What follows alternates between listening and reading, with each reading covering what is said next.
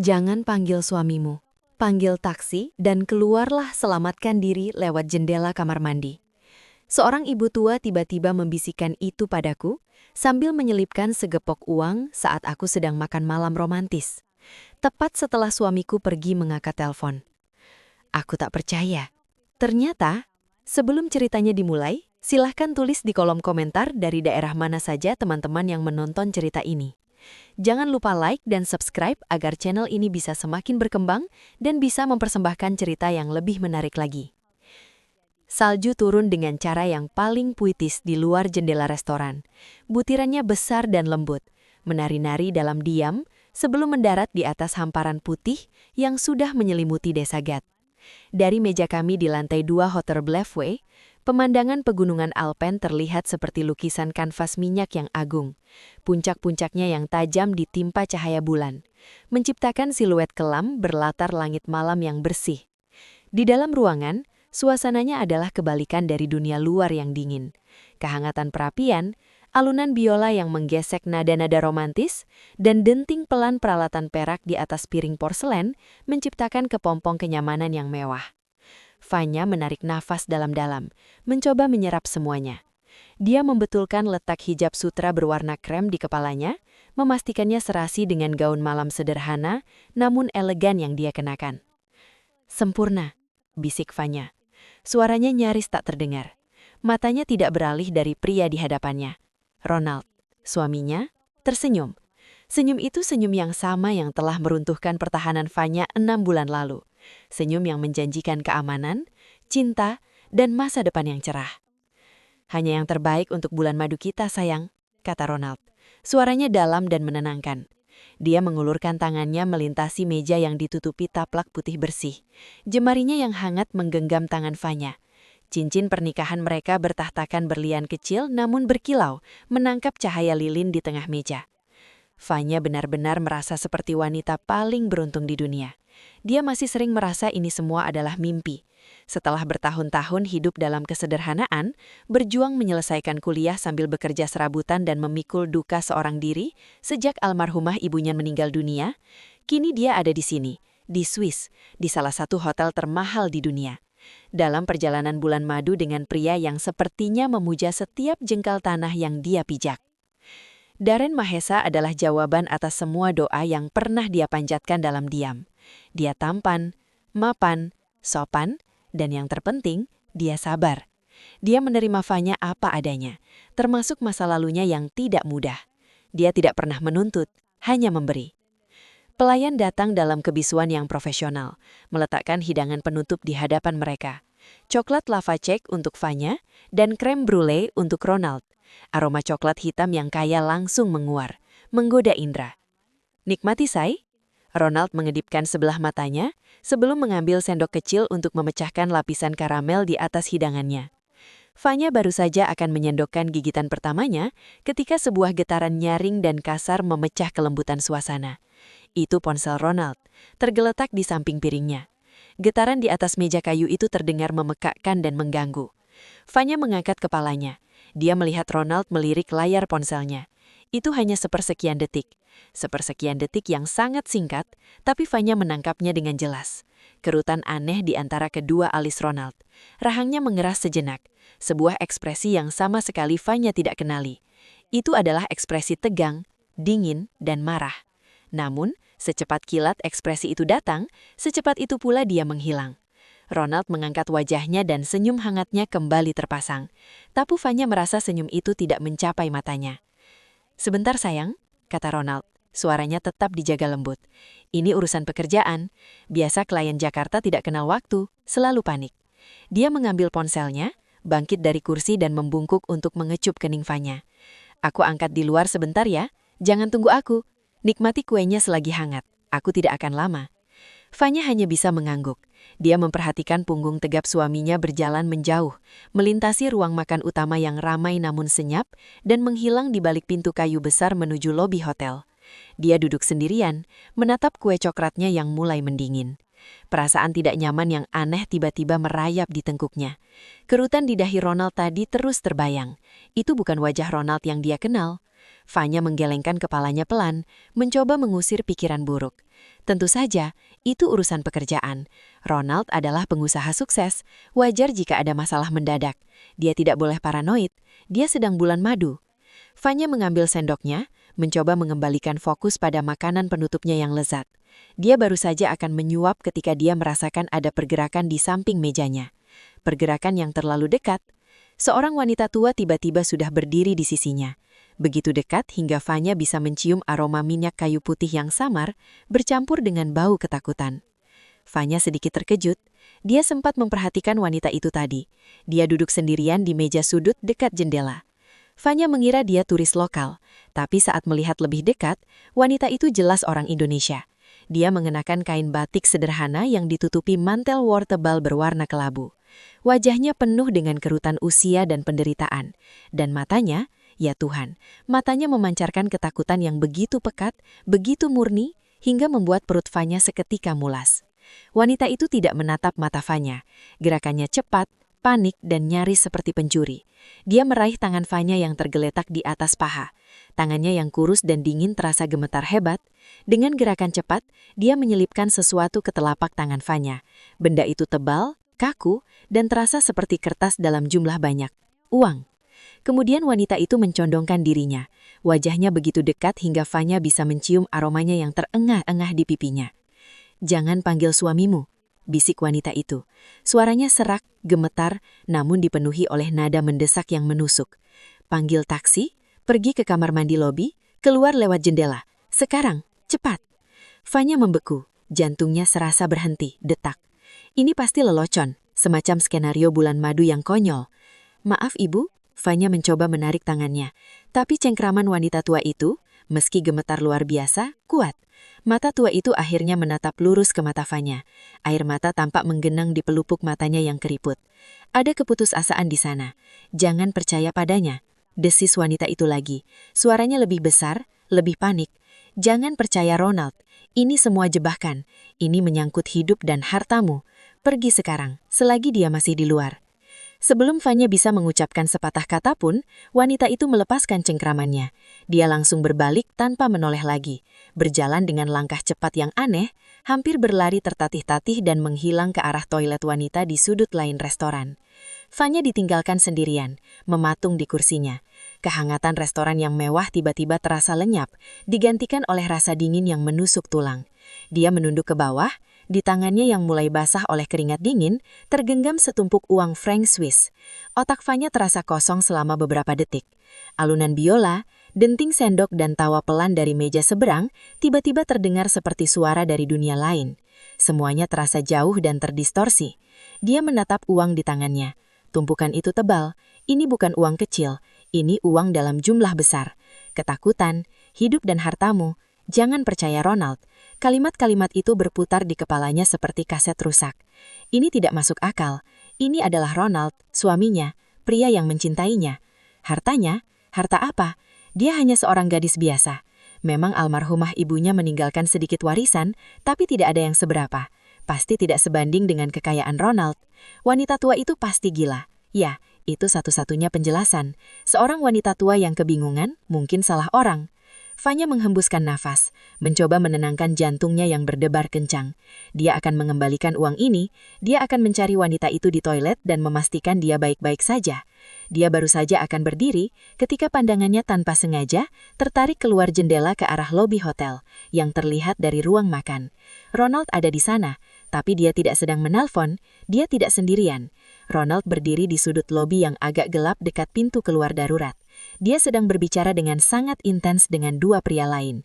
Pria-pria itu tinggi, berbadan tegap dan mengenakan mantel hitam panjang yang tanpa kaku. Sangat kontras dengan tamu hotel yang berpakaian santai dan mewah. Ronald tidak terlihat seperti sedang membicarakan pekerjaan. Gestur tubuhnya kaku dan marah. Dia menunjuk-nunjuk, tangannya bergerak dengan cepat. Wajahnya yang biasanya begitu hangat dan tenang, kini terlihat keras dan tanpa ampun di bawah cahaya lobi yang temeram. Fanya dari jarak sejauh itu bisa melihat rahangnya yang mengatup erat. Ini bukan urusan klien dari Jakarta, ini bukan obrolan pekerjaan. Dan tiba-tiba, semua kepingan teka-teki aneh itu mulai menyatu dengan cara yang mengerikan. Perasaan tidak nyaman yang dia rasakan sejak Ronald menerima telepon tadi berubah menjadi gelombang teror yang dingin. Peringatan wanita tua itu bukan ocehan orang gila, itu adalah kenyataan. Tanpa berpikir dua kali, Vanya beraksi. Insting bertahan hidup mengambil alih. Dia tidak lagi memikirkan kesopanan atau penampilannya. Dia menyambar tas tangannya dari kursi di sebelahnya, memasukkan uang franc Swiss itu ke dalamnya, dan berdiri. Dia tidak berjalan ke arah lobi. Dia berjalan cepat, dengan langkah yang diusahakan tetap tenang, namun secepat yang dia bisa, ke arah yang berlawanan. Ke arah toilet wanita yang ditunjukkan oleh wanita tua itu. Bukan, toilet di dalam restoran. Wanita itu berkata, pergi ke kamar mandi lobi. Vanya keluar dari ruang makan, jantungnya serasa mau meledak. Dia melewati beberapa staf hotel yang mengangguk sopan padanya. Vanya hanya membalas dengan senyum kaku yang dia yakin terlihat lebih seperti orang kesakitan. Dia tiba di kamar mandi lobi. Tempat itu mewah, dilapisi marmer dari lantai ke langit-langit dengan keran-keran berlapis emas dan cermin-cermin besar. Dan Vanya memanjat ke atas dudukan toilet. Dia meraih grendel jendela. Jantungnya mencelos. Grendel itu macet. Mungkin karena salju atau es di luar. Dia menariknya dengan sekuat tenaga, tidak bergerak. Air mata panik mulai membakar matanya. Dia akan terjebak di sini. Ronald akan menyadari dia pergi terlalu lama. Dia akan mencarinya. Tidak, desis Vanya pada dirinya sendiri. Dia tidak akan menyerah. Dia menarik napas, memfokuskan seluruh kekuatannya. Dia menggunakan kedua tangannya, memutar grendel itu dengan kekuatan putus asa. Terdengar bunyi klik keras yang memuaskan, disusul dari logam. Jendela itu terbuka ke dalam. Udara malam yang dingin dan beku langsung menerobos masuk, menampar wajah Vanya, dan membuatnya terkesiap. Dia mendorong jendela itu hingga terbuka sepenuhnya. Di luar, hanya ada kegelapan dan salju. Dia melihat ke bawah, ini adalah sisi lain dari hotel, area taman pribadi. Jarak dari jendela ke tumpukan salju di bawah mungkin sekitar 2 meter. Cukup tinggi untuk membuat pergelangan kaki terkilir jika dia tidak hati-hati, tapi cukup rendah untuk dijadikan jalur pelarian. Tepat saat itu, di dalam tasnya, ponselnya bergetar. Vanya membeku. Dia tahu siapa yang menelpon. Tanpa melihat pun dia tahu itu Ronald. Dia merogoh tasnya, mengambil ponsel itu. Layarnya menyala, menampilkan nama Ronald dengan foto mereka berdua saat pernikahan tersenyum bahagia. Pemandangan itu kini terasa seperti lelucon yang kejam. Dia menekan tombol silent dengan ibu jari yang gemetar. Dia tidak menolaknya, dia hanya membungkamnya. Maafkan aku Ronald, bisiknya entah pada suaminya atau pada ilusi tentang suaminya. Dia menyampirkan tas di bahunya, memastikannya aman. Dia naik ke atas tangki toilet. Dengan satu dorongan terakhir, dia mendorong tubuhnya ke bingkai jendela. Gaun mahalnya sobek tersangkut sesuatu yang tajam. Dia tidak peduli. Dia melompat. Tubuhnya menghantam tumbukan salju yang tebal. Salju itu lembut, tetapi hawa dinginnya langsung menembus kain gaunnya. Rasanya seperti ribuan jarum es menusuk kulitnya. Dia kehilangan salah satu sepatu hak tingginya saat mendarat. Dia tidak berhenti. Dia bangkit terhuyung-huyung. Salju tebal membuat lari menjadi sulit. Dia berlari tertatih-tatih dengan satu sepatu menuju pagar rendah yang membatasi taman hotel dengan jalan utama. Dia melompati pagar itu, mendarat di trotoar yang sudah dibersihkan dari salju. Dia menggigil hebat, bukan hanya karena dingin, tapi karena syok. Sebuah taksi melaju pelan di jalan yang sepi. Tanpa pikir panjang, Vanya berlari ke tengah jalan, melambaikan tangannya dengan panik. Taksi itu berhenti. Supirnya, seorang pria lokal paruh baya, menatapnya dengan aneh. Seorang wanita berhijab mengenakan gaun malam tanpa mantel dan hanya memakai satu sepatu di tengah malam bersalju di Gestalt. Vanya membuka pintu belakang dan langsung masuk. "Jalan Pak, tolong jalan saja," serunya dalam bahasa Inggris yang terbata-bata. Supir itu mengangkat alis, tapi dia menekan pedal gas. "Kemana Nyonya?" tanyanya dengan aksen Swiss Jerman yang kental.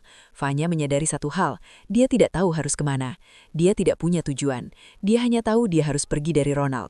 Saya belum tahu, jalan saja dulu, menjauh dari hotel ini," kata Vanya, suaranya pecah. Taksi itu mulai melaju, menyusuri jalanan yang sepi. Vanya menoleh ke belakang, ke arah hotel yang kini tampak mengancam. Saat itulah ponsel yang bergetar lagi. Kali ini sebuah pesan teks dari Ronald. Pesan itu singkat. "Kamu di mana? Jangan main-main denganku Vanya." Ancaman yang terselubung dalam pesan itu membuat darah Vanya sedingin es. Taksi berhenti di persimpangan lampu merah tepat di ujung jalan hotel. Dan dari jarak itu, Vanya melihat pemandangan yang akan menghantuinya selamanya. Ronald keluar dari lobi hotel. Wajahnya terlihat jelas di bawah lampu teras. Dia tidak tersenyum. Wajahnya adalah topeng kemarahan murni. Dia melihat ke kiri dan ke kanan. Kemudian Vanya melihat Ibu Sulis. Wanita tua itu rupanya mencoba menyelinap keluar dari pintu yang sama. Ronald melihatnya. Dia bergerak begitu cepat. Dia menerjang ke arah Ibu Sulis dan mencengkeram lengan wanita tua itu dengan kasar, menariknya kembali ke dalam lobi. Vanya melihat mata Ibu Sulis yang melebar ketakutan. Tepat sebelum Ronald menariknya menghilang ke dalam lobi yang gelap, wanita tua itu menatap lurus ke arah taksi mereka. Vanya tidak tahu apakah wanita itu bisa melihatnya, tapi Vanya melihatnya. Lampu berubah hijau. Supir taksi mulai menjalankan mobilnya. Vanya menjerit tertahan. Air mata panas akhirnya tumpah membasahi pipinya yang beku. Dia baru saja meninggalkan penyelamatnya di tangan monster. Taksi itu melaju menembus malam yang beku. Vanya duduk di kursi belakang. Tubuhnya gemetar hebat. Gemetar itu bukan hanya karena gaun malamnya yang tipis dan basah oleh salju, atau karena dia hanya memakai satu sepatu. Gemetar itu berasal dari dalam, dari inti jiwanya yang terasa retak. Supir taksi itu terus meliriknya dari kaca spion, wajahnya menunjukkan campuran antara kasihan dan kebingungan. Dia sudah menawarkan untuk menyalakan penghangat lebih tinggi, tapi Vanya bahkan tidak bisa menjawab. Rasa dingin yang dia rasakan tidak bisa diusir oleh penghangat mobil. Itu adalah rasa dingin dari pengkhianatan. Pemandangan Ronald yang mencengkeram Ibu Sulis terpatri di benaknya. Kasar, penuh kekerasan. Itu bukan Ronald yang dia kenal. Ronald yang dia kenal akan membukakan pintu untuknya, menarikan kursi, dan berbicara dengan kelembutan yang membuat Vanya merasa aman. Pria di lobi hotel tadi adalah orang asing, monster yang mengenakan wajah suaminya. Jangan main-main denganku, Vanya. Pesan teks itu masih menyala di layar ponsel Vanya. Cahayanya terasa membakar matanya di dalam kegelapan taksi. Itu adalah ancaman. Tidak terselubung tapi telanjang dan brutal. Nyonya Minmah, dia mempertaruhkan nyawanya. Nyonya, kata supir taksi itu lagi. Suaranya pelan, mencoba menyadarkan Vanya dari lamunannya. Kita sudah 10 menit berputar. Saya harus tahu kemana tujuan Anda. Polisi? Rumah sakit? Polisi? Vanya memikirkannya. Apa yang akan dia katakan pada polisi Swiss? Bahwa suaminya terlihat marah? Bahwa seorang wanita tua memberinya uang dan menyuruhnya lari? Mereka akan menganggapnya gila. Mereka akan menelpon Ronald. Dan Ronald dengan senyumnya yang menawan dan sikapnya yang tenang akan meyakinkan mereka bahwa istrinya hanya sedang stres pasca pernikahan. Vanya tahu di dalam hatinya, dia tidak bisa pergi ke polisi. Rumah sakit juga bukan pilihan. Dia tidak terluka secara fisik. Dia butuh tempat yang aman. Tempat di mana dia adalah warga negara yang memiliki hak. Kedutaan, kata Vanya. Tiba-tiba suaranya serak dan pecah. Bawa saya ke Kedutaan Besar Indonesia. Supir itu mengangguk lega. Akhirnya sebuah tujuan yang jelas. Di Bern, Nyonya. Ya, tolong bawa saya ke sana secepat mungkin, pinta Vanya. Itu perjalanan yang cukup jauh dari saat sekitar 1,5 jam, kata supir itu. Tidak masalah, jawab Vanya, menyandarkan kepalanya yang pening ke kaca jendela yang dingin. Saya akan bayar, tolong jalan saja. Dia menggunakan uang pemberian Ibu Sulis untuk membayar ongkos taksi di muka, jumlah yang lebih dari cukup. Supir itu menerimanya, kini yakin bahwa penumpangnya ini benar-benar dalam masalah serius. Sisa perjalanan dihabiskan Vanya dalam kebisuan yang menyiksa. Mobil melaju di jalan tol yang dahap membelah pedesaan Swiss yang tertidur. Setiap lampu mobil di belakang mereka membuat jantung Vanya melompat. Dia terus-menerus menoleh ke belakang, paranoid bahwa Ronald dan dua pria berjas hitam itu sedang mengejar mereka. Dia coba mencari penjelasan lain. Mungkin Ibu Sulis adalah penipu. Mungkin dia bagian dari sindikat yang ingin menculiknya. Tapi itu tidak masuk akal. Mengapa Ibu Sulis memberinya uang? Mengapa Ronald terlihat begitu marah di lobi? Mengapa Ronald mencengkeram wanita tua itu? Tidak. Penjelasan yang paling sederhana adalah yang paling menyakitkan. Wanita tua itu mengatakan kebenaran. Ronald telah menipunya. Pernikahan mereka yang baru berumur 3 minggu itu adalah sebuah bohong. Pertemuan mereka di galeri seni di Jakarta, kencan-kencan romantis mereka, cara Ronald melihatnya saat akad nikah, semuanya palsu. Sebuah sandiwara besar yang diatur dengan sempurna. Tapi untuk apa? Ini menyangkut hidup dan hartamu. Harta apa? Vanya coba berpikir keras. Sejak ibunya meninggal 5 tahun lalu, Vanya memang mewarisi rumah keluarga di Jakarta dan sejumlah tabungan. Tapi jumlahnya tidak seberapa. Cukup untuk hidup sederhana. Dia harus tetap bekerja paruh waktu saat kuliah. Ronald jauh lebih kaya darinya. Dia seorang pengusaha properti yang sukses. Atau begitulah yang dia katakan. Air mata mulai mengalir lagi. Tetapi kali ini, air mata kebingungan dan kemarahan. Dia merasa sangat bodoh. Sangat naif. Ronald pasti menertawakannya selama ini. Ponselnya bergetar lagi. Panggilan masuk. Ronald, Vanya menatap nama itu. Rasa mual naik ke tenggorokannya. Dia menolak panggilan itu. Beberapa detik kemudian, Ronald menelpon lagi. Arga lagi. Lalu sebuah pesan masuk. Angkat teleponmu, Vanya. Kita bisa bicarakan ini. Semua huruf kapital. Dia marah besar. Pesan lain masuk. Kamu tidak tahu apa yang kamu lakukan. Kamu dalam bahaya jika sendirian. Biar aku bantu. Vanya mertawa getir. Dia dalam bahaya justru karena bersama Ronald. Akhirnya taksi itu memasuki batas kota Bern. Jalanan yang sepi dan arsitektur kuno menyambut menyambut mereka. Taksi itu berhenti di depan sebuah gedung besar yang megah dengan gerbang besi tinggi dan bendera merah putih berkibar pelan di tiang diterangi lampu sorot. Kedutaan Besar Republik Indonesia. Saat itu sudah lewat tengah malam. Gedung itu tampak gelap dan sepi. Fanya membayar sisa ongkos taksi dan keluar. Udara dingin langsung menusuknya. Dia berlari tertatih-tatih dengan satu sepatu ke gerbang. Ada pos keamanan kecil di sampingnya. Fanya menggedor kaca pos itu dengan panik. Tolong buka. Saya warga negara Indonesia. Saya dalam bahaya. Seorang penjaga keamanan lokal, orang Swiss, membukakan jendela kecil. Fanya menunjukkan paspornya yang untungnya selalu ada di dalam tas tangannya. Melihat keadaan Fanya yang kacau, gaun malam, basah, satu sepatu, gemetar. Penjaga itu segera menelpon seseorang. Beberapa menit kemudian, gerbang besi itu terbuka dengan berderi. Seorang pria muda Indonesia, mungkin staf junior kedutaan yang tinggal di mes, membukakan pintu utama gedung. "Ya Tuhan, Ibu, silakan masuk," katanya dengan wajah kaget. Fanya terhuyung-huyung masuk ke dalam lobi yang hangat. Rasanya dia bisa menangis karena lega. Dia aman, dia berada di wilayah Indonesia. Pria itu, yang memperkenalkan diri sebagai Arga, membawanya ke ruang tunggu kecil, mendudukannya di sofa, dan segera kembali dengan selimut tebal dan secangkir teh panas. Tangan Fanya masih sangat gemetar hingga dia nyaris menumpahkan teh itu. "Ibu, nama saya Arga. Anda aman di sini," katanya selembut. "Apa yang terjadi? Anda dirampok?" Fanya menggelengkan. Dia menarik napas dalam-dalam, mencoba mengendalikan suaranya. "Suami saya," katanya. "Saya rasa suami saya. Dia berbahaya. Saya melarikan diri darinya." Mata Arga melebar. "Suami Anda di sini? Di Swiss?" "Iya, kami sedang bulan madu di saat. Namanya Ronald. Darren Mahesa. Dia menipu saya. Ada seorang wanita tua. Dia menyuruh saya lari. Saya melihat Ronald menyakiti wanita itu." Fanya menceritakan semuanya dengan terbata-bata, tentang restoran, bisikan Ibu Sulis, uang, pelariannya lewat jendela, dan Ronald di lobi. Arga mendengarkan dengan penuh perhatian. Wajahnya menunjukkan simpati yang tulus. "Ini gila, Bu Fanya. Sungguh mengerikan. Tentu saja kami akan melindungi Anda." Dia tampak ragu sejenak. "Maaf, Bu. Untuk catatan kami, boleh saya tahu nama lengkap Anda dan nama lengkap suami Anda lagi?" "Nama saya alias Tiawan," kata Fanya. "Suami saya Darren Mahesa." Saat Fanya menyebutkan kedua nama itu, sesuatu berubah di wajah Arga. Itu sangat halus, hampir tidak terlihat. Simpati di matanya memudar, digantikan oleh ekspresi kaku dan profesional. Dia seperti baru saja mengingat sebuah instruksi. "Alias Tiawan dan Darren Mahesa," ulang Arga pelan, lebih pada dirinya sendiri. Dia bangkit. "Baik, Bu Fanya, terima kasih atas informasinya. Anda tunggu di sini. Anda aman. Saya perlu memanggil atasan saya, Pak Bram, wakil kepala kedutaan. Beliau yang bertugas malam ini. Tolong jangan kemana-mana." Arga pergi menutup pintu ruang tunggu di belakangnya. Keheningan di ruangan itu tiba-tiba terasa menekan. Kelegaan Fanya yang tadi meluap kini menguap, digantikan oleh firasat buruk. Perubahan sikap Arga terlalu kentara. Fanya ditinggal sendirian di ruangan itu selama hampir 15 menit. Waktu terasa merayap. Dia mencoba menenangkan diri. Tentu saja Arga harus melapor ke atasan. Ini situasi serius. Dia melihat sekeliling ruangan. Ada rak majalah tentang pariwisata Indonesia.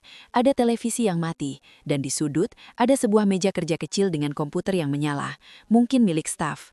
Rasa ingin tahu yang didorong oleh kepanikan menguasainya. Dia teringat kata-kata Ibu Sulis. "Hidup dan hartamu." Harta apa? Dengan kaki gemetar, Fanya berjalan ke komputer itu. Dia membuka peramban internet. Dia tidak tahu harus mencari apa. Dia mengetik nama Ronald, Darren Mahesa. Hasilnya biasa saja. Artikel bisnis, profil perusahaan propertinya, semua terlihat bersih dan profesional. Lalu dia mengetik namanya sendiri, Fanya Suryadinata. Hening. Lalu dia menambahkan satu kata, Fanya Suryadinata, warisan. Satu tautan muncul di baris teratas.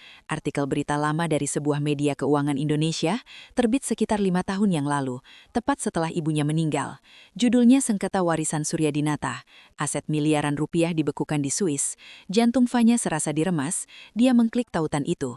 Artikel itu merinci perseteruan hukum antara almarhumah ibunya dan adik laki-lakinya, Paman Haryanto.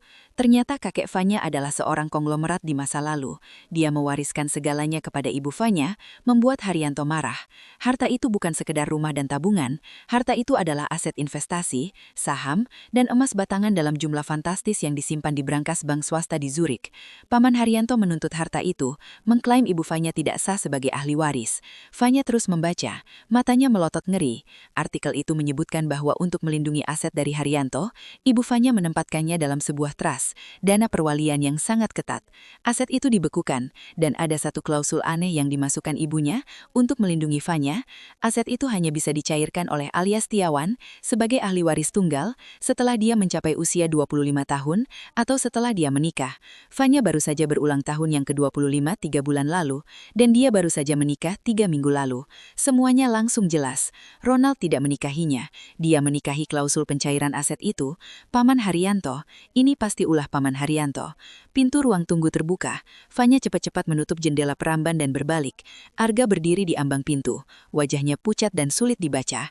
"Bu Fanya, atasan saya sudah tiba. Dia ingin bertemu Anda." "Di mana?" tanya Fanya. Suaranya bergetar.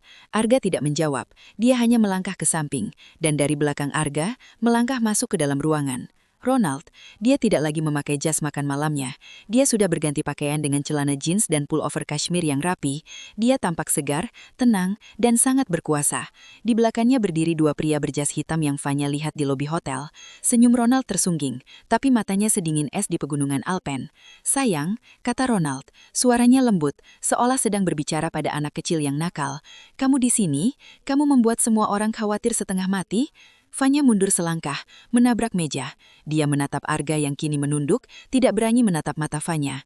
Kedutaan ini bukan tempat berlindung, ini adalah perangkap kedua. "Ronald," Fanya berbisik, rasa ngeri membuat tenggorokannya tercekat. "Bagaimana? Bagaimana kamu bisa ada di sini?" "Aku menelpon ke sini, tentu saja," kata Ronald, melangkah lebih jauh ke dalam ruangan. Dua pengawalnya tetap di pintu, menghalangi satu-satunya jalan keluar. "Arga, si staf kedutaan sudah menghilang. Aku menelpon semua tempat yang mungkin kamu datangi. Polisi, rumah sakit, dan tentu saja kedutaan kita. Aku bilang istriku sedikit syok. Dia kabur dari hotel. Mereka sangat membantu." Dia berhenti beberapa langkah di depan Fanya. Wajahnya adalah masker keprihatinan palsu.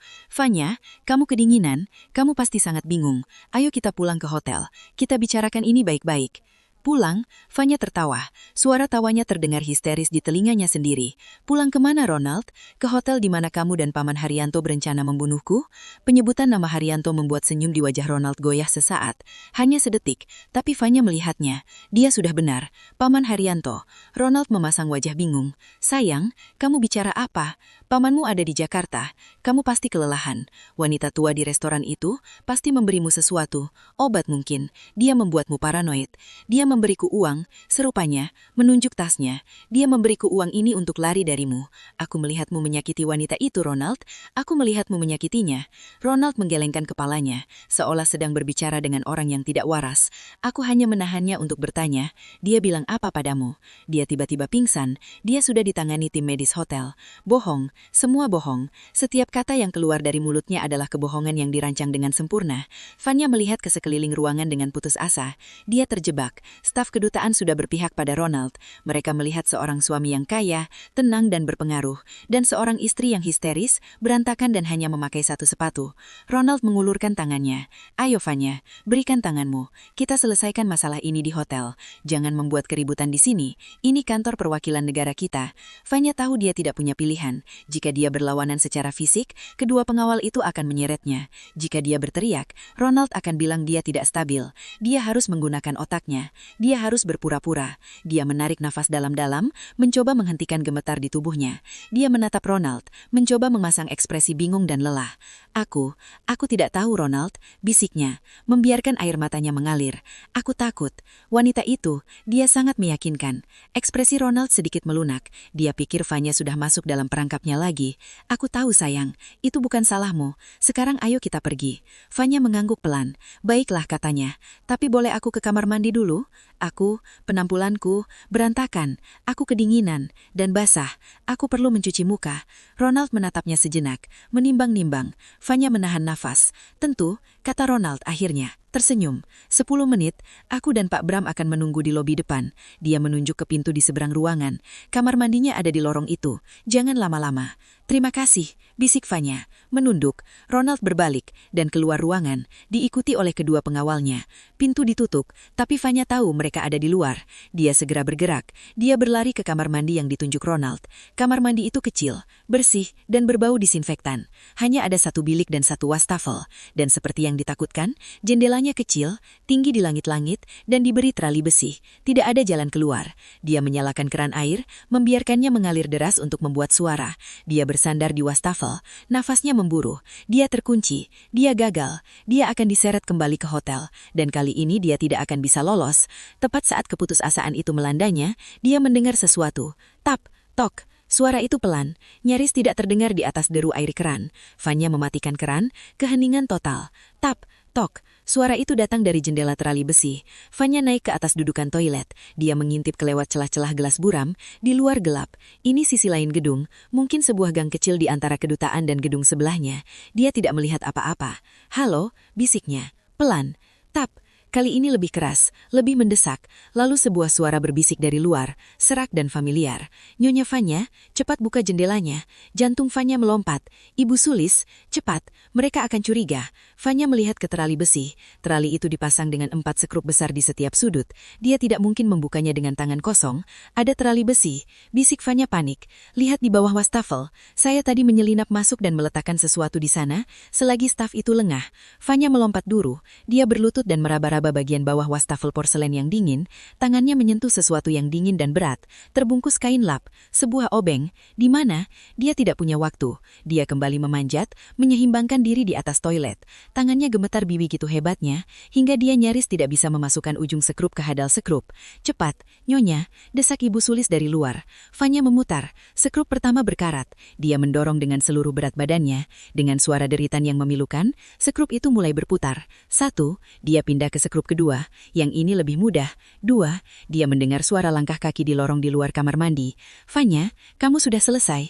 Suara Ronald, tenang, tapi ada nada tidak sabar di dalamnya. Fanya membeku. Aku sedang ganti baju, sebentar lagi, teriak Fanya. Suaranya dibuat gemetar. Dia bersyukur tadi Arga memberinya selimut, seolah-olah dia sedang menutupi dirinya. Jangan lama-lama, jawab Ronald. Langkah kaki itu menjauh. Fanya kembali bekerja. Air mata stres mengalir di pipinya. Sekrup ketiga, sekrup keempat, terali besi itu terlepas dan jatuh ke tangannya. Beratnya hampir membuat dia terjatuh. Dia meletakkannya diam-diam di bilik toilet. Dia membuka jendela kaca itu, udara dingin kembali menerpanya. Di bawah di gang yang gelap berdiri Ibu Sulis. Wajahnya penuh lecet dan satu lengannya tampak memar, bekas cengkraman Ronald, tapi matanya bersinar penuh tekad. Lompat, saya tangkap, kata Ibu Sulis. Terlalu tinggi, bisik Fanya. Jaraknya hampir 3 meter. Ada tumpukan kantong sampah di bawah. Lompat saja.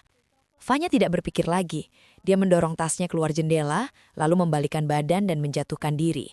Dia mendarat dengan keras di atas tumpukan kantong sampah yang untungnya cukup empuk, meski baunya tidak enak. Ibu Sulis tidak membuang waktu. Dia menarik Fanya berdiri. Ayo lari, mobil saya di ujung gang. Mereka berlari. Fanya masih dengan satu sepatu tertatih-tatih di atas jalan berbatu yang licin. Tepat saat mereka mencapai ujung gang, mereka mendengar teriakan marah dari belakang. Fanya, Ronald telah mendobrak pintu kamar mandi dan melihat jendela yang terbuka. Masuk, masuk, seru Ibu Sulis membuka pintu mobil sedan kecil yang terparkir di jalanan gelap. Fanya melompat ke kursi penumpang. Ibu Sulis masuk ke kursi pengemudi, menyalakan mesin dan menginjak pedal gas. Mobil itu melesat di jalanan Bans yang sepi. Beberapa detik sebelum Ronald dan kedua pengawalnya muncul dari gang. Fanya terengah-engah, dadanya sakit. Dia menoleh ke wanita tua di sebelahnya. Ibu? Ibu Sulis bagaimana? Saya kira Ronald menangkap ibu. Dia memang menangkap saya, kata Ibu Sulis. Matanya fokus ke jalan. Tapi dia panik. Pria yang bersamanya adalah pengacaranya. Begitu dia tahu Anda kabur, dia sibuk menelepon ke sana kemari, marah-marah. Dia lengah. Saya menggigit tangannya sekuat tenaga dan lari lewat pintu dapur hotel. Saya tahu hanya ada satu tempat yang akan Anda tuju. Kedutaan. Saya mencharter taksi dan langsung ke sana. Tapi kedutaan, mereka berpihak padanya, kata Fanya getir. Tentu saja, jawab Ibu Sulis, suaranya penuh kemarahan. Pamanmu, Haryanto, punya koneksi di mana-mana. Dia sudah membayar orang di dalam kedutaan untuk menangani situasi jika kamu berbuat nekat. Mereka berkendara dalam diam selama beberapa menit, keluar dari pusat kota menuju pinggiran yang lebih sepi. Ibu Winti akhirnya memarkir mobil di depan sebuah motel kecil yang tampak sederhana. Kita aman di sini untuk malam ini, kata Ibu Sulis. Mereka masuk ke kamar motel yang kecil dan bersih. Ibu Winti mengunci pintu, memasang palang pengaman, dan akhirnya duduk di tepi tempat tidur. Tampak sangat kelelahan. Fanya duduk di seberangnya. Ibu Sulis, kenapa ibu melakukan ini? Ibu bahkan tidak kenal saya. Wanita tua itu mengangkat kepalanya, matanya yang lelah menatap Fanya dengan kesedihan yang mendalam. Tapi saya kenal kamu, Nyonya Muda. Kamu saja yang tidak ingat saya. Fanya mengerutkan kening. Apa maksud ibu? Nama saya Warti Ningsih. Panggil saja saya Warti, katanya pelan. Selama 15 tahun, saya adalah asisten pribadi ibu kamu, Almira Suryadinata. Mulut Fanya terbuka. Bibi Winti, sebuah ingatan samar muncul. Seorang wanita baik hati berambut sebahu yang selalu ada di ruang kerja ibunya, yang sering memberinya biskuit coklat saat dia pulang sekolah. Ibu Sulis mengangguk, air mata menggenang di matanya. Ya, Nyonya Muda, saya Bibi Wintimu. Tapi kenapa? Harta apa? Apa yang sebenarnya terjadi? Ibu Winti menarik napas panjang. Dia meraih tasnya dan mengeluarkan sebuah map dokumen yang sudah usang. Ini yang harus kamu tahu, kata Ibu Sulis. Suaranya mantap. Kematian ibumu 5 tahun lalu bukan kecelakaan mobil biasa. Itu adalah pembunuhan yang direncanakan. Fanya merasa seluruh udara di ruangan itu tersedot habis. Apa? Pelakunya adalah pamanmu, Haryanto Suryadinata, lanjut Ibu Sulis. Dia ingin menguasai seluruh warisan Suryadinata. Tapi ibumu lebih pintar.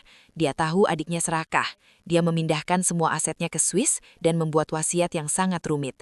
Ibu Sulis menjelaskan semuanya, tentang klausul pernikahan, tentang keserakahan Haryanto. Setelah ibumu meninggal, Haryanto menyingkirkan saya, mengancam akan membunuh saya jika saya buka mulut. Saya bersembunyi, tapi saya tidak pernah berhenti mengawasimu dari jauh. Saya tahu Haryanto sedang menunggu, kata Ibu Sulis. Lalu Ronald muncul. Dia mendekatimu begitu cepat. Aku curiga. Aku menyelidiki latar belakangnya. Ibu Sulis membuka map itu. Di dalamnya ada lembar-lembar data. Nama aslinya bukan Deren Mahesa, kata Ibu Sulis. Dia buronan Interpol, spesialis penipuan dan pembunuhan bayaran. Haryanto menyawanya untuk satu tugas, menikahimu, membawamu ke Swiss, memaksamu menandatangani surat kuasa pengalihan aset, lalu membunuhmu dalam sebuah kecelakaan madu bulan, sama persis yang dia lakukan pada ibumu. Fanya menatap dokumen di atas meja.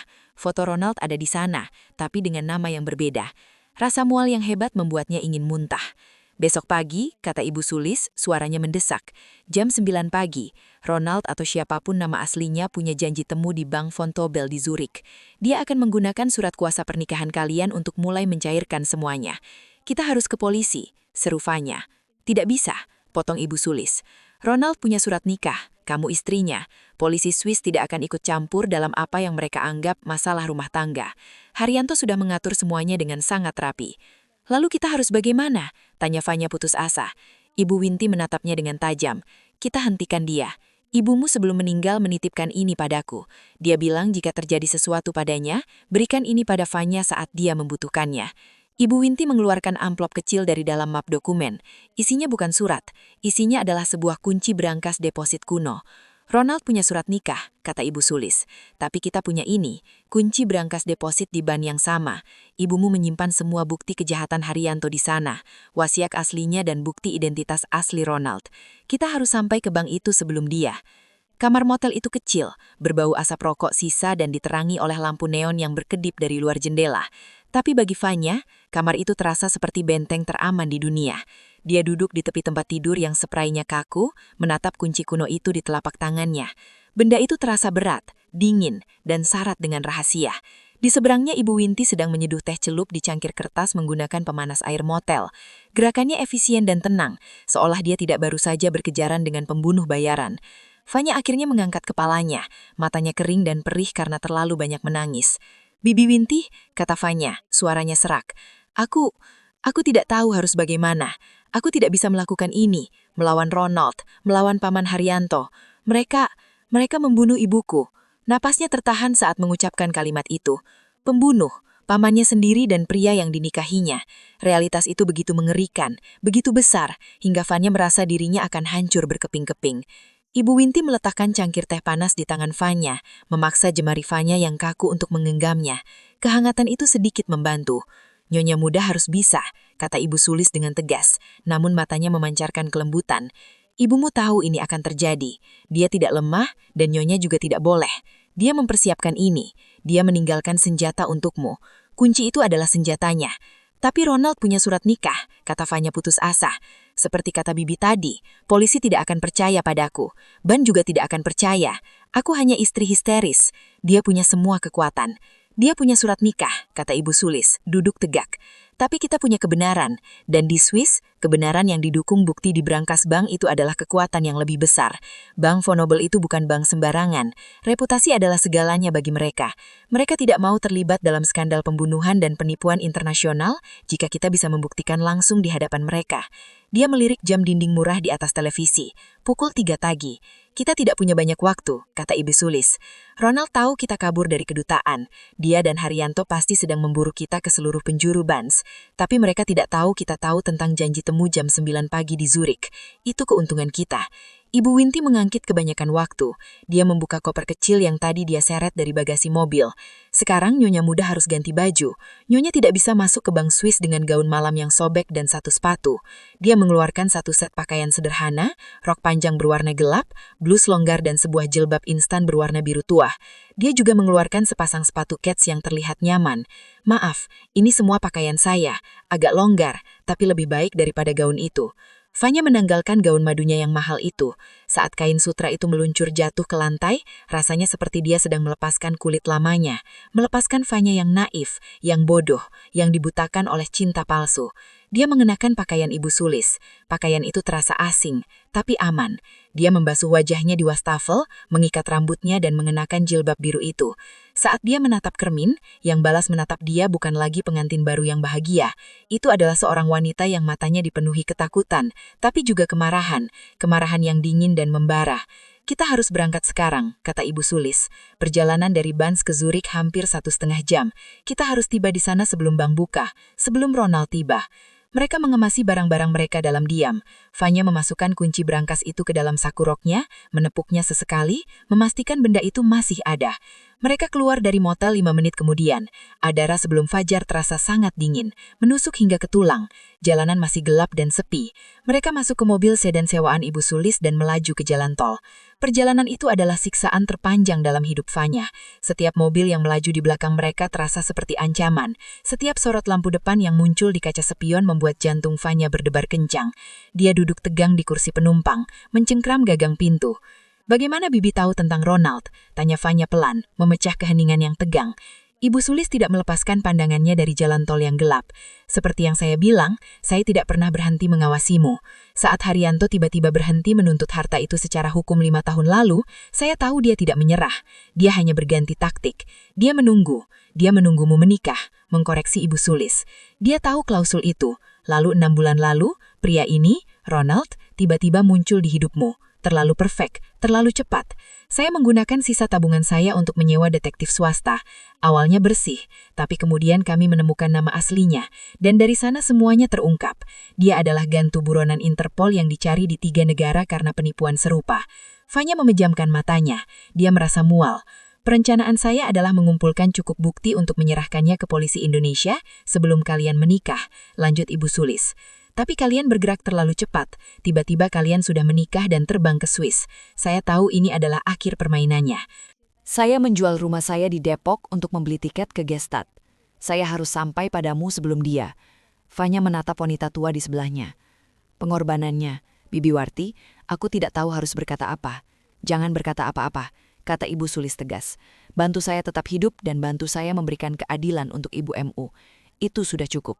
Saat fajar mulai merekah di Cakrawala, mewarnai langit dengan warna abu-abu dan merah muda yang pucat, mereka memasuki batas kota Zurich. Kota mulai menggeliat. Jalanan mulai diisi oleh para pekerja awal. Jalan apa nama banknya? Tanya Vanya cemas. Bahnhofstrasse, jawab Ibu Sulis. Pusat keuangan, kita hampir sampai. Mobil mereka berbelok ke jalanan yang lebar dan mewah, diapit oleh butik-butik desainer dan gedung-gedung ban yang megah. Ibu Sulis memarkir mobil di tempat parkir bawah tanah, beberapa blok dari Ban Vontobel. Kita jalan kaki dari sini, katanya. Lebih tidak mencolok. Mereka berjalan cepat di trotoar yang dingin. Saat itu pukul 8:30 pagi. Langit sudah terang. Vanya memeluk dirinya sendiri, mencoba menghentikan gemetar. Tepat saat mereka tiba di persimpangan, Vanya melihatnya. Di seberang jalan di depan lobi utama Bank Vontobel, sebuah sedan Mercedes hitam mengkilap berhenti. Jantung Fanya serasa berhenti berdetak. Pintu belakang mobil itu terbuka. Yang keluar pertama adalah Paman Haryanto. Dia tampak gemuk, puas dan mengenakan mantel wol mahal. Dia tersenyum lebar. Lalu dari sisi penumpang, Ronald melangkah keluar. Dia tampak sempurna. Setelan jasnya mahal, rambutnya tertata rapi, dan dia tersenyum pada Haryanto. Mereka terlihat seperti dua pengusaha sukses yang siap menutup kesepakatan besar. Mereka berdua belum melihat Fanya dan Ibu Sulis. Cepat, desis Ibu Sulis, menarik lengan Fanya. Mereka lebih awal dari jadwal. Mereka menyeberang jalan, berlari kecil di antara pejalan kaki lain. Ronald dan Haryanto sedang berbicara dengan seorang pria yang tampak seperti manajer bank yang menyambut mereka dengan hormat di pintu. Fanya dan Ibu Sulis tidak masuk lewat pintu utama. Ibu Warti menarik Fanya ke pintu samping yang lebih kecil, bertanda private banking. Mereka akan masuk lewat lobi utama, bisik Ibu Sulis. Kita akan masuk lewat ruang brankas. Ayo, kita harus mengalahkan mereka. Pintu private banking jauh lebih tidak mencolok, terbuat dari kayu ek yang tebal dan berat. Ibu Sulis menekan bel. Sebuah kamera kecil di atas pintu menyala. Setelah hening sejenak, terdengar bunyi klik keras dan pintu itu terbuka. Di dalam, suasananya sangat berbeda dari lobi utama yang mungkin ramai. Di sini senyap. Ruangan itu dilapisi kayu kenari yang gelap. Karpetnya tebal hingga meredam semua suara. Hanya ada satu meja resepsionis yang terbuat dari marmer hitam, dijaga oleh seorang wanita paruh-baya yang sangat rapi. Wanita itu menatap Fanya dan Ibu Sulis. Tatapannya dingin dan menilai. Dia jelas melihat Fanya yang mengenakan jilbab biru pudar dan sepatu kets, dan Ibu Warti yang tampak seperti seorang nenek biasa. Mereka berdua sama sekali tidak terlihat seperti klien bank swasta Swiss. "Selamat pagi," kata wanita itu, dalam bahasa Inggris dengan aksen Jerman yang kental. "Ada yang bisa saya bantu?" Ibu Sulis melangkah maju dengan percaya diri yang mengejutkan. "Selamat pagi, kami di sini untuk mengakses brankas deposit atas nama Almira Suryadinata." Wanita resepsionis itu mengangkat alisnya yang dicabut rapi. "Suryadinata," ulangnya. Dia menoleh ke komputernya dan mengetik sesuatu. Dia terdiam sejenak. "Brankas ini sudah tidak aktif selama lebih dari 5 tahun. Kami tahu," kata Ibu Sulis. "Dan Anda siapa?" tanya wanita itu. Matanya kini beralih ke Fanya. "Saya Alia Setiawan." Fanya angkat bicara. Suaranya sedikit gemetar, tapi dia menguatkannya. "Putri dari Almira Suryadinata. Saya ahli warisnya." Resepsionis itu menatap Fanya lama. "Boleh saya lihat identitas Anda?" Fanya mengeluarkan paspornya. Untungnya benda itu ada di dalam tasnya saat dia kabur dari hotel. Wanita itu mengambil paspor itu, memeriksanya dengan teliti di bawah lampu pemindai. "Baik, Nyonya Suryadinata," katanya, nada bicaranya sedikit lebih hormat. "Namun, untuk mengakses brankas deposit, Anda memerlukan kunci dan tanda tangan. Kami membawa kuncinya," kata Ibu Sulis, dan Fanya mengeluarkan kunci kuno itu dari sakunya, meletakkannya di atas meja marmer. Resepsionis itu menatap kunci itu. Dia tampak terkejut. Dia jelas tidak menyangka mereka benar-benar memilikinya. "Baiklah," katanya setelah hening sejenak. "Satu masalah lagi. Di sistem kami ada catatan bahwa suami Anda, Tuan Darren Mahesa, memiliki janji temu pagi ini untuk membahas status akun ini." Darah Fanya terasa dingin. "Suami saya belum tiba," kata Fanya cepat. "Dan saya sebagai pemilik sah ingin mengakses brankas saya sekarang." Ada penekanan dalam suara Fanya yang membuat wanita itu ragu. Ini adalah pertarungan kehendak. Resepsionis itu jelas berada dalam posisi sulit. Di satu sisi, Fanya adalah ahli warisah dengan kunci asli. Di sisi lain, suaminya yang berpengaruh juga akan datang. "Mohon tunggu sebentar," kata wanita itu. Dia mengangkat teleponnya dan berbicara cepat dalam bahasa Jerman Swiss. Fanya menatap jam besar yang elegan di dinding. Pukul 9.47. Waktu terasa berjalan sangat lambat. Setiap detik terasa seperti 1 jam. Ronald dan Haryanto bisa muncul kapan saja. Setelah 2 menit yang terasa seperti selamanya, wanita itu meletakkan teleponnya. "Baik, Tuan Hoffman, manajer brankas akan menemani Anda. Silahkan lewat sini." Sebuah pintu kaca tebal di belakang meja berdesing terbuka. Fanya dan Ibu Sulis bergegas masuk, mengikuti wanita itu menyusuri koridor berkarpet yang sunyi. Mereka tiba di depan lift pribadi lantai B3. Kata wanita itu, Tuan Hoffman sudah menunggu. Lift itu meluncur turun ke bumi perut. Rasanya seperti turun ke dalam kuburan. Saat pintu lift terbuka di B3, suasananya langsung berubah. Udaranya dingin dan kering. Di hadapan mereka ada sebuah gerbang terali besi yang mengkilap, dan di baliknya pintu baja melingkar yang sangat besar. Ini adalah brankas utama. Seorang pria kurus berkacamata, Tuan Hoffman sudah menunggu mereka. Dia tampak tegang. "Nyonya Suryadinata," katanya singkat. "Mari." Dia memimpin mereka melewati gerbang terali besi yang menutup di belakang mereka dengan bunyi klik yang berat. Tuan Hoffman melakukan serangkaian prosedur, memasukkan kode, pemindaian sidik jari, sebelum pintu baja bundar yang tebal itu berdesis dan bergeser terbuka. Di dalamnya, ada ratusan kotak brankas deposit dalam berbagai ukuran, terpasang di dinding baja yang mengkilap. "Jarangan 714, kata Tuan Hoffman. Dia membawa mereka ke sudut ruangan. Dia mengeluarkan kuncinya sendiri. Ini prosedur 2 kunci, kunci ban dan kunci Anda. Dia memasukkan kuncinya dan memutarnya. Sekarang kunci Anda, Nyonya. Tangan Fanya gemetar hebat saat dia mencoba memasukkan kunci kuno itu ke lubangnya. Dia gagal di percobaan pertama. Tenang, bisik Ibu Warti. Fanya menarik napas dalam-dalam. Dia mencoba lagi. Kali ini kunci itu masuk mulus. Dia memutar. Terdengar bunyi klik mekanis yang sangat memuaskan. Tuan Hoffman menarik sebuah kotak logam panjang berwarna perak. Kotak itu tidak terlalu besar, tapi terasa berat. Silahkan ikuti saya ke ruang peninjauan pribadi, kata Tuan Hoffman. Dia membawa mereka ke ruangan kecil tanpa jendela. Hanya berisi 1 meja dan 2 kursi. Dia meletakkan kotak itu di atas meja. Tekan bel di dinding jika Anda sudah selesai, katanya. Lalu keluar dan menutup pintu. Pintu itu menutup dengan desisan kecil, menyegam mereka dalam keheningan total. Jam di dinding ruangan itu menunjukkan pukul 9.56. Cepat, Nyonya Muda, desak Ibu Warti. Fanya membuka tutup kotak logam itu. Isinya bukan batangan emas atau perhiasan. Isinya penuh dengan dokumen, map, dan beberapa kaset audio lama, serta sebuah USB stick. Apa ini semua? Tanya Fanya. Tangannya gemetar. Itu, kata Ibu Warti. Matanya berkilat. Itu adalah peluru kita. Fanya mengambil map paling atas. Di atasnya tertulis, untuk Fanya. Tulisan tangan ibunya. Dia membukanya. Itu bukan dokumen legal, tapi surat. Fanya, putriku. Fanya mulai membaca. Air matanya langsung mengabur. Jika kamu membaca ini, berarti aku telah pergi, dan Haryanto telah menunjukkan sifat aslinya. Jangan menangis. Ibu sudah tahu ini akan terjadi. Pamanmu serakah, tapi dia pengecut. Di dalam kotak ini, ada semua yang kamu butuhkan untuk menghancurkannya. Ada bukti transfer dana, rekaman pengakuannya saat dia mengancam ibu, dan semua detail kejahatan bisnisnya. Ibu mengumpulkannya selama bertahun-tahun. Gunakan ini, jangan biarkan dia menang. Ibu mencintaimu. Dia tahu, bisik Fanya. Air matanya menetes ke atas surat itu. Selama ini dia tahu. Lihat yang lain, desak Ibu Warti.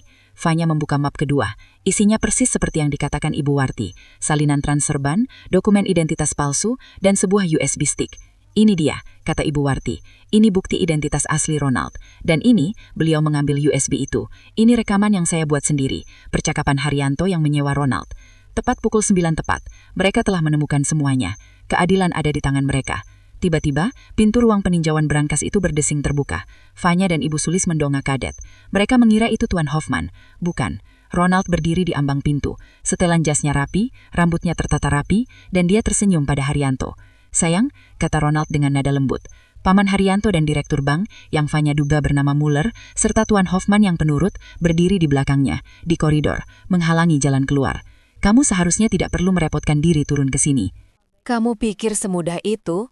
Fanya mencengkeram tepi kotak logam itu. Surat dari ibunya masih ada di tangannya. Paman Haryanto tertawa. Tawa serak yang penuh kepuasan. Sudahlah Fanya, berhenti main drama. Kamu kalah. Sama seperti ibumu yang bodoh itu. Kemarahan yang begitu murni dan panas tiba-tiba membakar habis rasa takut Fanya. Dia tidak bodoh. Seru Fanya, suaranya menggema di ruangan sempit itu. Dia tahu betapa busuknya kamu, Paman. Cukup. Suara Direktur Mueller memotong tajam. Dia melangkah maju, wajahnya memancarkan ketidaksabaran. Dia adalah seorang bankir Swiss. Dia tidak punya waktu untuk melodrama keluarga. Nyonya Suryadinata, saya ulangi, 30 menit yang lalu, suami Anda, Tuan Darren Mahesa, telah menyerahkan surat kuasa pernikahan yang sah secara hukum ditandatangani oleh Anda yang memberinya wewenang penuh atas semua aset Anda. Itu pasti palsu, kata Fanya. Dia tidak ingat menandatangani surat semacam itu. Oh, itu asli sayang, kata Ronald. Itu salah satu dari tumpukan dokumen yang kamu tandatangani di kantor pengacara sebelum kita berangkat bulan madu. Kamu tahu dokumen asuransi perjalanan, visa, kamu tidak pernah benar-benar membacanya kan? Fanya merasa mual. Dia ingat hari itu. Dia begitu bahagia, begitu sibuk mengurus persiapan. Dia akan menandatangani apa saja yang Ronald sodorkan padanya. Ini adalah yurisdiksi Swiss, Nyonya, lanjut Direktur Mueller. Dokumennya sah. Bank tidak punya pilihan selain mematuhi. Sekarang isi berangkas ini dibekukan sementara atas permintaannya. Anda tidak boleh membawa apapun keluar dari ruangan ini. Tuan Hoffman, ambil kotaknya. Tuan Hoffman melangkah maju dengan patuh. Tangannya terulur untuk mengambil kotak berisi bukti itu. Tidak, teriak Ibu Sulis. Ini adalah pertama kalinya Ibu Sulis berteriak. Selama ini dia tegang tapi tenang. Sekarang matanya berkilat. Dengan gerakan yang sangat cepat untuk wanita seusianya, Ibu Sulis tidak menyerahkan kotak itu. Dia meraih isi kotak itu. Map berisi identitas asli Ronald dan USB stick, lalu membanting kotak logam itu ke lantai. Isinya yang lain, surat-surat lama dan kaset audio tumpah berantakan. "Beraninya Anda," seru Tuan Hoffman, kaget. Ronald dan Haryanto tampak terkejut sesaat oleh ledakan tiba-tiba itu. "Surat kuasa itu tidak sah," desis Ibu Sulis. Wajahnya memerah karena marah. Dia tidak berbicara kepada Ronald atau Haryanto. Dia menatap lurus ke mata Direktur Mueller. "Surat kuasa itu ditandatangani atas nama Darren Mahesa," kata Ibu Sulis, suaranya bergetar karena emosi. "Surat kuasa itu tidak ada artinya, karena pria itu," dia menunjuk Ronald dengan jari gemetar, "namanya bukan Darren Mahesa." Suasana menjadi sangat tegang. Ronald tertawa pelan. "Direktur Mueller, Anda bisa lihat sendiri, wanita tua ini tidak waras. Dia terobsesi dengan istri saya." Haryanto menimpali. "Dia mantan pelayan yang dipecat karena mencuri. Tangkap saja dia. Dia pembohong," teriak Vanya. "Diam, Vanya," bentak Ronald. Topengnya mulai sedikit retak, kesabarannya menipis. "Saya tidak akan diam." Vanya kini berdiri di samping Ibu Sulis. "Anda, Direktur Mueller, Anda seorang bankir. Reputasi adalah segalanya, bukan? Bagaimana reputasi bank Anda jika dunia tahu Anda baru saja membantu seorang buronan internasional, seorang penipu dan seorang pembunuh untuk merampok aset korban-korbannya?" Mata Direktur Mueller menyipit. Kata pembunuh dan buronan internasional membuatnya tidak nyaman. "Anda punya bukti atas tuduhan serius ini?" tanya Mueller, suaranya sedingin es. "Kami punya," kata Ibu Sulis. Dia melempar map berisi identitas Ronald ke atas meja yang ada di koridor. "Buka itu, lihat halaman 5. Itu surat peringatan Interpol." Direktur Mueller menatap map itu, lalu menatap Ronald. Ronald masih tersenyum, tapi senyumnya kaku. "Ini konyol, ini fitnah," kata Ronald. "Kalau begitu, Anda tidak akan keberatan jika Pak Direktur memeriksanya, kan?" tantang Vanya. Ini adalah momen penentuan. Direktur Mueller berada di persimpangan. Dia bisa mengabaikannya, mengusir Vanya dan berpihak pada klien berpengaruh yang didukung Haryanto. Atau dia bisa memeriksa map itu. Jika dia mengabaikannya dan Vanya benar, banknya akan hancur. Dengan helaan nafas kesal, Direktur Mueller mengambil map itu. Dia tidak mau terlihat menurut. "Ini prosedur yang tidak biasa. Saya hanya ingin mengakhiri kekacauan ini." Dia membuka map itu. Dia membolak-balik halaman dengan cepat. Matanya yang terlatih memindai dokumen. Dia berhenti di halaman kelima. Vanya memperhatikan, wajahnya sangat halus. Alisnya sedikit terangkat. Jahangnya mengeras. Dia melihat foto di surat peringatan itu, lalu menatap Ronald. Dia menatap Ronald lama sekali. Foto itu tidak bohong. Itu adalah Ronald, tapi dengan nama yang berbeda. Seorang pria yang dicari karena serangkaian penipuan di Eropa Timur. "Ini, Direktur Mueller. Berdeham, ini menarik. Itu rekayasa," kata Ronald cepat. Suaranya sedikit lebih tinggi. "Mereka jelas-jelas memalsukannya. Saya bisa menuntut mereka." "Dan ini," kata Ibu Sulis, maju selangkah lagi, mengangkat USB stick kecil itu. "Apa itu?" tanya Mueller. "Ini adalah rekaman," kata Ibu Sulis. Suaranya kini mantap dan penuh kekuatan. Rekaman percakapan antara Haryanto Suryadinata, dia menunjuk si paman yang kini mulai berkeringat, dengan pria ini. Rekaman di mana Haryanto menyewanya bukan hanya untuk menipu Nyonya Vanya, tapi juga untuk membunuhnya, sama seperti mereka membunuh ibunya 5 tahun lalu. Keheningan total, bahkan Haryanto pun berhenti menyeringai. "Anda tidak bisa menggunakan itu," kata Haryanto gagap. "Itu ilegal." "Rekaman ilegal, katakan itu pada polisi." "Paman," balas Vanya dingin. "Direktur Mueller," kata Vanya. Suaranya tenang. "Anda bisa mengabaikan kami. Anda bisa menyerahkan kami pada mereka. Tapi isi USB ini sudah disalin. Jika kami tidak keluar dari bank ini dengan selamat dalam 1 jam, salinan itu akan otomatis terkirim ke media Swiss, ke polisi federal dan ke regulator perbankan Anda." Itu bohong. Tidak ada salinan, tidak ada pengiriman otomatis. Tapi Vanya mengatakannya dengan keyakinan penuh. Mata Direktur Mueller menatap Vanya, lalu ke Ibu Sulis, lalu ke Ronald yang wajahnya kini pucat pasai, dan Haryanto yang gemetar. Dia membuat keputusan. "Tuan Hoffman," kata Direktur Mueller, "bawa mereka semua ke ruang konferensi di lantai atas. Bawa laptop Anda. Ruang konferensi di lantai atas adalah kebalikan total dari brankas di perut bumi. Ruangan itu bermandi jahai dengan satu dinding penuh terbuat dari kaca, menyajikan pemandangan kota Zurich dan danau di kejauhan. Sebuah meja kayu mahoni panjang dan mengkilap mendominasi ruangan, dikelilingi 12 kursi kulit yang mewah. Suasananya steril, mahal, dan sangat tegang. 2 petugas keamanan bank yang berbadan tegap kini berdiri diam di dalam ruangan, di kedepan pintu. Direktur Mueller duduk di ujung meja. Tuan Hoffman duduk di sebelahnya. Laptopnya terbuka. Vanya dan Ibu Sulis duduk di satu sisi. Seberangnya duduk Ronald dan Haryanto. Wajah Haryanto basah oleh keringat. Dia tidak henti-hentinya menyeka dahinya dengan sapu tangan sutra. Sebaliknya, Ronald telah mendapatkan ketenangannya. Dia duduk tegak, tangannya terlipat rapi di atas meja. Dia tampak seperti seorang eksekutif yang sedang rapat, bukan seorang kriminal yang terpojok. Baiklah, kata Direktur Mueller, nadanya datar. Kita selesaikan ini sekarang. Dia mengangguk ke Ibu Sulis, berikan USB itu pada Tuan Hoffman. Ibu Sulis menyerahkan USB sticknya. Tuan Hoffman memasukkannya ke laptop. File apa yang harus saya buka? Tanya Hoffman. Buka file yang bernama identitas, kata Ibu Sulis. Hoffman mengklik file itu. Sebuah folder terbuka. Di dalamnya ada beberapa dokumen yang dipindai. Dia mengklik yang pertama. Itu adalah foto Mux Ronald tapi dengan nama Milo Shalar, warga negara Ceko, dicari karena penipuan, pemalsuan, dan dugaan keterlibatan dalam penghilangan paksa. Direktur Mueller menatap layar, lalu menatap Ronald. Tuan Pradipta, atau haruskah saya panggil Tuan Kualar? Anda ingin menjelaskan ini? Ronald tersenyum tipis. Seseorang jelas-jelas berusaha sangat keras untuk menjebak saya. Direktur, teknologi deepfake sangat canggih. Foto itu palsu. Begitukah? Kata Mueller. Bagaimana dengan ini? Dia menunjuk ke file lain di layar. Salinan transfer bank dari rekening offshore atas nama Haryanto Suryadinata ke rekening di Kepulauan Kaiman yang terkait dengan Milo Shalar. Pembayaran pertama dilakukan 6 bulan lalu, pembayaran kedua 1 hari setelah pernikahan Vanya.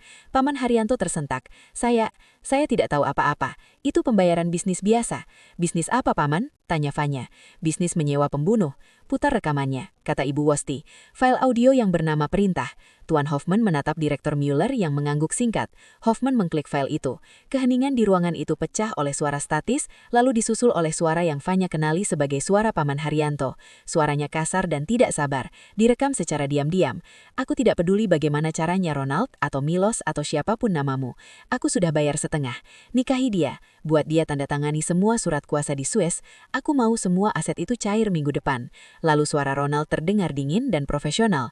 Akan saya urus. Klausul pernikahan sudah aktif. Setelah surat kuasa ditandatangani dan aset dipindahkan, bagaimana dengan gadis itu? Jantung Vanya berdebar begitu kencang hingga terasa sakit. Dia mencengkram tangan Ibu Westi di bawah meja.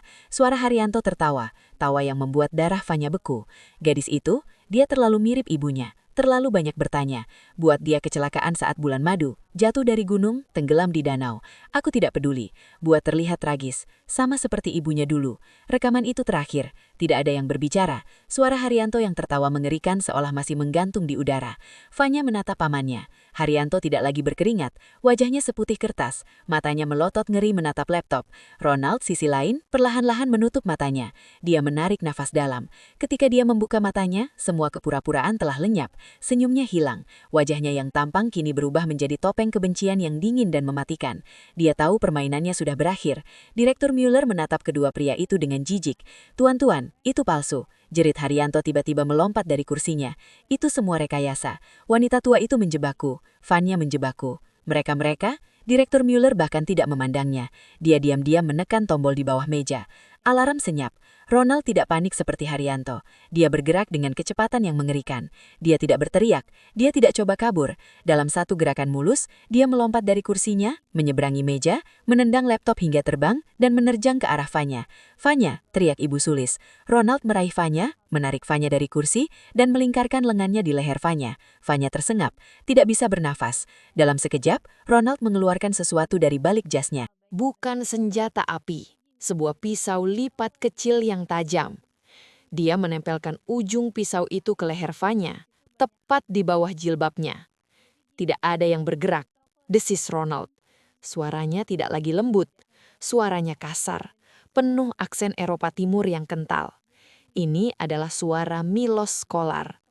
Kedua penjaga keamanan di pintu mencabut pistol mereka. Lepaskan dia sekarang. Mundur! Teriak Ronald menarik Vanya bersamanya ke arah dinding kaca. Mundur, atau aku gorok lehernya. Vanya bisa merasakan ujung pisau yang dingin menekan kulitnya. Dia gemetar hebat, tidak bisa bersuara. Ronald, jangan, kata Haryanto, gemetar ketakutan. Direktur Mueller mengangkat tangannya, memberi isyarat agar penjaga keamanan tidak menembak. Tenang, Tuan Kolar, mari kita bicarakan ini. Tidak ada yang perlu dibicarakan. Bentak Ronald.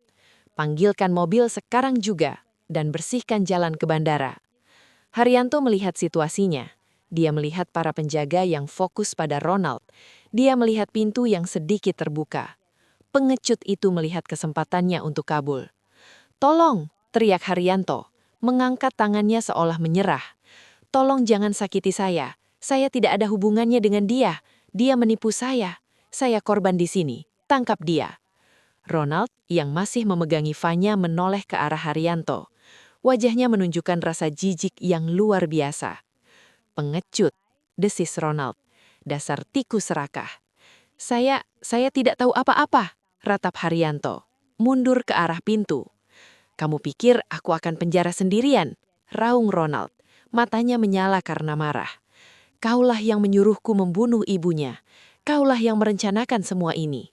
Itu adalah pengakuan publik, di depan bankir, di depan keamanan, di depan Fanya. Dalam kemarahannya yang buta terhadap Haryanto, cengkraman Ronald di leher Fanya sedikit mengendur. Hanya sedikit. Ibu Sulis yang sejak tadi diam melihat celah itu. Dia meraih cangkir air kaca yang berat dari meja, dan dengan sisa tenaga yang dimilikinya, menghantamkannya ke tangan Ronald yang memegang pisau. Krak! Pisau itu terlepas. Ronald meraung kesakitan. Saat itu juga, Fanya menggunakan seluruh berat badannya, meninjak kaki Ronald dengan sepatu ketsnya dan menyikut perutnya. Ronald melepaskannya. Fanya jatuh tersungkur. Detik berikutnya, kedua penjaga keamanan itu sudah menerjang. Mereka menabrak Ronald seperti banteng, membantingnya ke dinding kaca. Suara gedebuk keras terdengar. Kaca itu retak, tapi tidak pecah. Ronald melawan dengan beringas, tapi dia kalah jumlah. Dalam 10 detik, dia sudah terlengkup di lantai. Tangannya diborgol di belakang punggungnya. Haryanto, yang melihat semua itu, pingsan di ambang pintu. Fanya terengah-engah di lantai, meraba lehernya. Ada goresan kecil, tapi dia selamat. Ibu Warti segera memeluknya. "Sudah berakhir, Nyonya Muda," bisik Ibu Sulis. Suaranya gemetar karena lega. "Sudah berakhir." Fanya melihat ke seberang ruangan. Ronald sedang didudukan paksa di kursi. Wajahnya memar dan penuh kebencian. Dia menatap lurus ke arah Fanya. Pintu ruang konferensi terbuka. Kali ini bukan hanya keamanan. Polisi Swiss berseragam lengkap menyerbu masuk. Polisi Swiss berseragam biru tua itu memenuhi ruang konferensi dalam hitungan detik. Situasi yang tadinya kacau dan penuh kekerasan, dalam sekejap berubah menjadi steril dan dikendalikan oleh profesionalisme yang dingin. 3 petugas langsung menuju Ronald yang sudah diborgol oleh keamanan bank. 2 petugas lain berlutut di samping Haryanto yang pingsan, memeriksa denyut nadinya sebelum memborgol tangannya juga, meskipun dia masih tidak sadarkan diri. Fanya masih di lantai, bersandar pada dinding. Seluruh tubuhnya gemetar hebat. Lehernya perih di tempat pisau itu menggoresnya. Ibu Warti berlutut di depannya. Satu tangan memegang erat tangan Fanya, tangan lainnya dengan lembut menyingkirkan jilbab Fanya sedikit untuk memeriksa luka itu. "Hanya goresan, Nyonya Muda," bisik Ibu Warti. Suaranya gemetar karena lega. "Hanya goresan." Seorang petugas polisi wanita menghampiri mereka. Dia berbicara dengan lembut dalam bahasa Jerman, lalu beralih ke bahasa Inggris yang kaku. "Nyonya, Anda aman sekarang. Apakah Anda terluka? Kami perlu memanggil medis." Saya tidak apa-apa," bisik Fanya. "Hanya tergores." Direktur Mueller, wajahnya pucat dan kaku karena marah, sedang berbicara dengan cepat kepada komandan polisi yang memimpin. Dia menunjuk ke laptop Tuan Hoffman, lalu ke Ronald, lalu ke Haryanto. Dia berusaha keras mengendalikan situasi di dalam banknya. Reputasi adalah segalanya. "Ambil rekamannya," kata Fanya pelan kepada Ibu Sulis. "Jangan biarkan mereka mengambilnya." Tapi Ibu Warti sudah bergerak. Dia mengambil USB stick itu dari laptop dan menggenggamnya erat. Ketika seorang petugas polisi menghampirinya, Ibu Sulis menyerahkannya. "Ini buktinya," katanya dalam bahasa Indonesia. Lalu menunjuk ke USB itu dan berkata dalam bahasa Inggris yang terbata-bata. "Bukti rekaman, pembunuhan." Polisi itu menganggapnya serius. Dia memasukkan USB itu ke dalam kantong bukti transparan. Ronald tidak lagi melawan. Dia didudukan di kursi dan dia hanya duduk di sana. Topengnya yang tampan telah hilang, digantikan dengan wajah Milos Kolar yang asli. Wajah itu dingin, kosong, dan penuh perhitungan. Dia menatap lantai, seolah sedang menghitung hukumannya di dalam kepala. Dia adalah seorang profesional yang gagal dalam tugasnya. Berbeda dengan Haryanto, ketika petugas medis menyadarkannya dengan garam berbau tajam, dia langsung berteriak, "Saya korban, saya dijebak," teriaknya. Matanya melotot liar saat melihat borgol di pergelangan tangannya. "Fanya, katakan pada mereka itu semua bohong, rekaman itu palsu." Fanya menatap pamannya, pria yang berbagi darah dengannya, pria yang telah memerintahkan pembunuhan ibunya dan dirinya. Dia tidak merasakan apapun selain rasa jijik yang dingin. "Bawa dia," kata komandan polisi itu singkat. Petugas menyeret Haryanto yang meronta-ronta dan menangis seperti anak kecil, keluar dari ruangan. Kemudian mereka mendatangi Ronald. "Milos Kolar," kata komandan polisi itu. "Anda ditahan atas tuduhan percobaan pembunuhan, penipuan, pemalsuan identitas, dan atas surat waranti Interpol." Ronald berdiri. Dia tidak mengatakan sepatah kata. Dia berjalan di antara petugas dengan punggung tegak. Saat dia melewati Fanya, dia berhenti sejenak. Dia menoleh dan menatap Fanya. Itu bukan tatapan benci. Itu juga bukan tatapan cinta atau penyesalan. Itu adalah tatapan yang paling mengerikan dari semuanya. Tatapan kosong, seolah-olah Fanya bukan manusia, tapi hanya sebuah pekerjaan yang gagal diselesaikan. Sebuah angka di buku besar yang kini harus ditutup. Fanya balas menatap dia. Dia tidak memalingkan muka. Dia tidak akan membiarkan pria ini membuat dia merasa takut. Dia menatap mata itu, sampai Ronald yang memutus kontak mata lebih dulu dan berjalan keluar dari ruangan. Setelah mereka pergi, ruangan itu terasa sunyi senyap. Hanya tersisa Fanya, Ibu Sulis, Direktur Mueller, Tuan Hoffman, dan beberapa petugas polisi. "Nyonya Suryadinata," kata Direktur Mueller, suaranya lelah. Dia menghampiri Fanya. "Atas nama Bang von Togel, saya tidak bisa cukup mengungkapkan penyesalan saya atas apa yang Anda alami hari ini. Penyesalan Anda tidak akan menghidupkan ibu saya," kata Fanya dingin. Wajah Mueller mengeras sejenak, tapi dia menahannya. "Memang, tapi kami akan bekerja sama penuh dengan pihak berwarnang. Tuan Hoffman akan memberi kesaksian bahwa Tuan Pradipta atau Kolar menggunakan surat kuasa yang diperoleh dengan cara menipu. Surat itu akan segera dibatalkan." Dia memberi isyarat kepada Tuan Hoffman, yang tampak gemetar. "Aset Anda," lanjut Direktur Mueller, "warisan ibu Anda sepenuhnya aman. Kami akan memindahkannya semua ke akun baru atas nama Anda dengan perlindungan keamanan maksimum. Tidak ada seorang pun yang bisa menyentuhnya kecuali Anda. Dan Anda," kata Fanya, menatap lurus ke arah direktur itu. "Apakah Anda akan bersaksi bahwa Anda hampir menyerahkan aset saya kepada pembunuh?" Direktur Mueller menelan ludah. "Saya akan bersaksi bahwa kami telah mengidentifikasi ancaman penipuan dan bekerja sama dengan polisi untuk menangkap para pelaku. Bank kami aman, Nyonya." Fanya bahu direktur bankir itu akan melindungi diri sendiri, tapi itu tidak penting lagi. "Saya ingin semua aset ibu saya dicairkan," kata Fanya, mengejutkan dirinya sendiri dengan nada suaranya yang kuat. "Saya ingin semuanya dipindahkan dari bank ini. Saya akan menutup akun ini." Mata Direktur Mueller melebar ngeri. Kehilangan klien besar dengan cara seperti ini adalah bencana reputasi. "Nyonya, saya mohon, kita bisa. Saya akan mengambil semuanya," ulang Fanya. "Dan saya akan menceritakan kisah ini kepada siapapun yang bertanya." Mueller mengangguk kalah. "Sesuai keinginan Anda, Nyonya. Kami akan memfasilitasi transfer penuh ke institusi manapun yang Anda pilih." Polisi wanita itu kembali. "Nyonya, kami perlu membawa Anda dan Nyonya ini," dia menunjuk Ibu Sulis, "ke kantor polisi untuk memberikan pernyataan resmi penuh.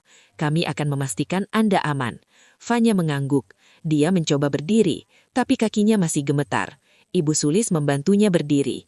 Mereka berjalan keluar dari ruang konferensi itu, melewati Tuan Hoffman yang menunduk malu dan Direktur Mueller yang tampak seperti baru saja kehilangan miliaran frank. Mereka diantar keluar dari bank melalui lift pribadi. Saat pintu terbuka di lobi bawah, Fanya menghirup udara Swiss yang dingin dan segar untuk pertama kalinya sebagai wanita bebas. Di seberang jalan, sebuah van polisi sedang ditutup. Fanya bisa melihat sekilas rambut Ronald yang tertunduk di kursi belakang dan di sebelahnya Haryanto yang menatap kosong keluar jendela. Pintu van dibanting tertutup. Karma telah bermulai. "Sudah berakhir, Nyonya muda," bisik ibu lagi. Vanya bersandar pada bahu wanita tua itu yang telah menyelamatkan hidupnya 2 kali. Belum, jawab Vanya.